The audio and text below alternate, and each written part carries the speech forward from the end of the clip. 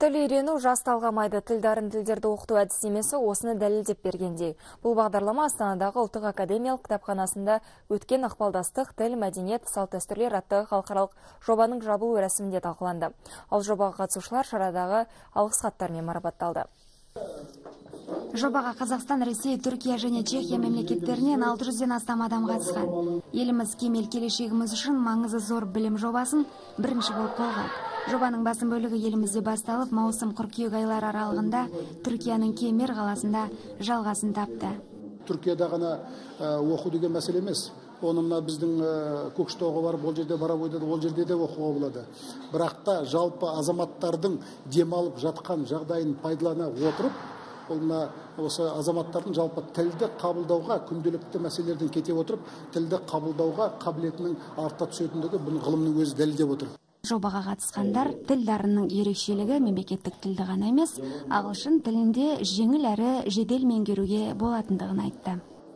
Түркияда болғанда біз өзі ағылшын тілінде оқыдық. Осы екі бағдарламаның кереметтігі сондай, жаңағы жерде осы 10 күннің ішінде көп тілді игеріп алдық та, жаңа адамдар бар. 10 күннің ішінде мен сол жердегі берілген бір 200-300 сөздерді жаттап алған шығармын. Ақсап тұрған ана тіл мәселесін шешу сөзден гөрі нақты іске көшті. Жобаға қатысқан 18 бен 40 жас аралығында 46%, 40 бен 60 жас аралығында 28%, және 60 жастан жоғарыда тіл үйренуге ниеттілер мемлекеттік тілді үйрену жаста ұлтта талғамайтынын дәлелдеді. Қазақша үйрендік, Құдайға шүкір. Елімізге аманшылық, жақсылық тілейміз. Құрбан айт келеді. Біздің бәрі мұсылмандардың өте үлкен мерекесі, үлкен мейрамы. Бүкіл мұсылмандары осы құрбан айтын құттықтаймын.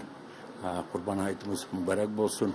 Тіл дарын әдістері оңай тәсілмен сөздік қорды кеңейтуге және тіл тосқауылынан жеңіл өтуге мүмкіндік береді. Бұдан бөлек шетелдік компаниялар мемлекеттік тілдің мәртебесін өсіруге өз үлестерін қосуға ынталы.